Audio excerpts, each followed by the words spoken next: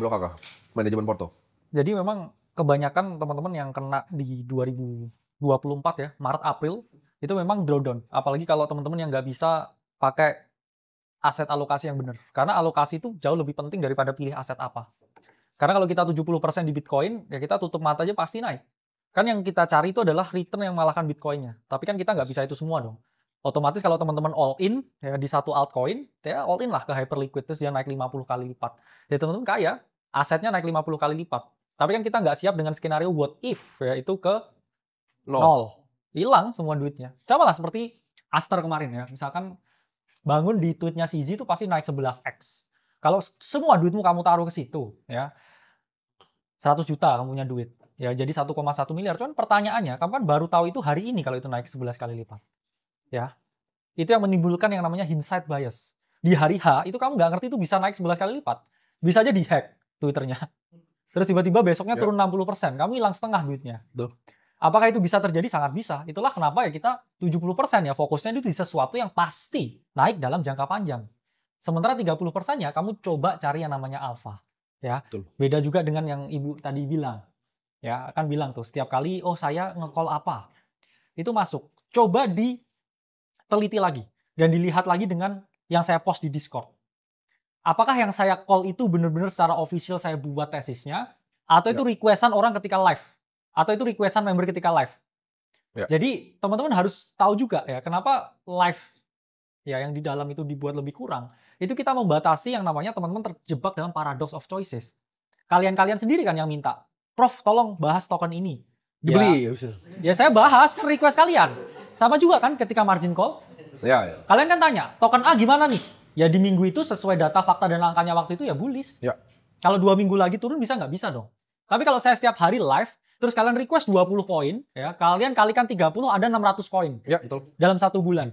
Apakah kalian mau masuk 600 koin itu? Jawabannya nggak mungkin.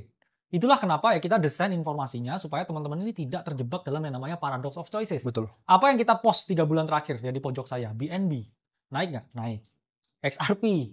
Naik nggak? Naik. Avalanche, coba lihat hari ini. Naik nggak? Naik. Jadi informasi yang dibatasi itu untuk memfilter supaya kita main di quality only daripada di quantity. Karena kan kalian sendiri yang minta. Kalian dapat nih dari Twitter baca ini. Tolong dong ini dibahas. Ya kita bahas by request.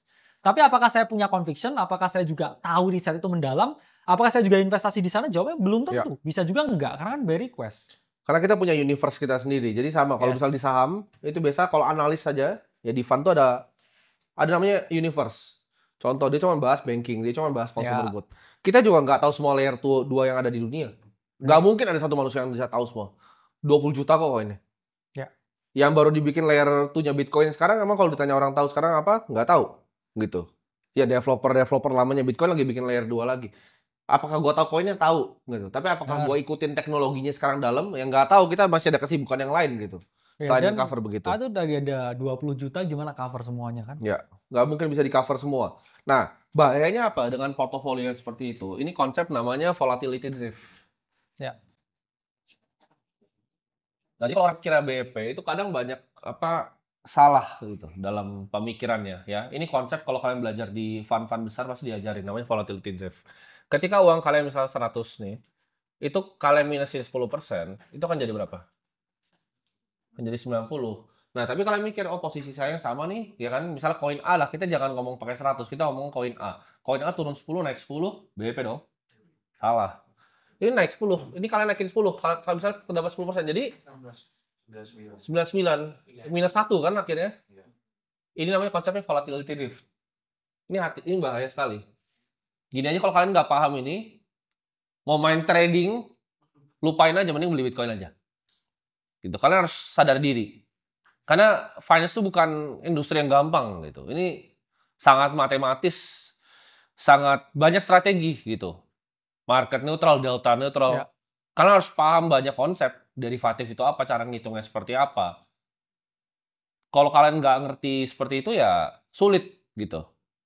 Tadi aja kalian kira turun 10 naik 10 BEP. Enggak, kalian minus 1. Ini kalian lakukan dalam skala yang tadi, portofolio banyak. Akhirnya pasti bencana.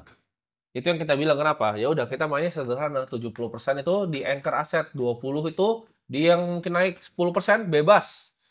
Karena kenapa? Ini kan 0 juga nggak apa-apa. Ya. Ya sebenarnya kalau kita ngomong ya ini kan sebenarnya risk ya sama tingkat ya portofolio atau posisinya. Dalam artian teman-teman harus paham, semakin sedikit ya yang kita pilih ya, itu risikonya itu sebenarnya semakin besar ya. Tapi kalau kita semakin diversify, risikonya dia akan semakin menurun. Sehingga angka yang paling pas itu ya teman-teman, itu 5 sampai 10 ya, dari 30% yang teman-teman punya. Kenapa? Karena ya tadi, kalau misalkan kita hanya memilih satu ya, itu resikonya itu tinggi sekali. Ya. Contoh misal all in ke BNB, Sisi kena. Ya. Pantera all in ke Toncoin. Kena Begitu kan? Pavel Durov ketangkep. Nol. Ya. Jadi risiko itu akan semakin tinggi seiring dengan kita itu tidak melakukan diversifikasi. Tapi kalau semakin banyak diversifikasi kita, risiko kita mengecil, tapi potensi returnnya juga pasti mengecil. Karena apa ya? Karena portofolio supermarket ya. Kenapa nggak beli top 100 aja di coin market cap?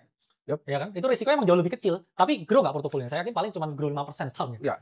Iya kan? Dan Nah, ini, ya jadi, dan banyak diversifikasi itu penting untuk beda aset kelasnya. Karena kalau Ya. kalian sama di kripto, ini akan ketariknya bareng-bareng semua nih. Kalian harus paham. Ya. Kalian beli 10 koin itu nggak diversifikasi. Kalian diversifikasi itu misalnya porto kalian kayak gini, kalian beli Bitcoin nih. Ini diversifikasi ya. Kalian ada Bitcoin, kalian ada Nvidia. Kalian beli misalnya BCA. Terus kalian beli US Treasury, ya kan? Terus kalian pegang juga USDT. Kalian pegang gold. Kalian pegang bond. Ya. Ini diversifikasi nih. Tapi kalau kalian kayak ngira kalian beli Bitcoin, Ethereum, Solana, BNB itu diversifikasi, enggak, itu satu aset kelas ketarik semua. Paham kan kalian? Jadi kuncinya gue survive di market itu cuma satu. Ini kalian harus camkan di otak nih. Kalau orang-orang lain kan Buffett kan Benjamin Graham bilang margin of safety. Gue bilang gue bukan itu. Gue tuh aset alokasi yang dia bilang tadi. Kunci kita selama tuh aset alokasi. Kita nggak pernah kena drawdown. Ya. Gue nggak pernah kena down year. Ketika semua orang jadi susah di Indonesia saham COVID 2020, gue beli Swiss franc sendiri. Gue punya pemikiran yang lain. Gue nggak pernah mau rugi orangnya. Gue benci banget rugi. Jadi gue defend portofolio gue tuh sedemikian rupa gitu. Biar nggak mengalami kerugian. Apakah nanti ketika Bitcoin tuh naik di atas ekspektasi gue akan gue rebalance? Ya tentu saja. Pasti. Gue nggak akan mau biarin ini running terus. Karena namanya teknologi ya. Kemarin Elon Musk kan nanya ke Grok kan. Bisa dipecahin atau enggak. Dalam 5 tahun, 0 chance-nya. Tapi di atas 10 tahun sama 15, Mungkin.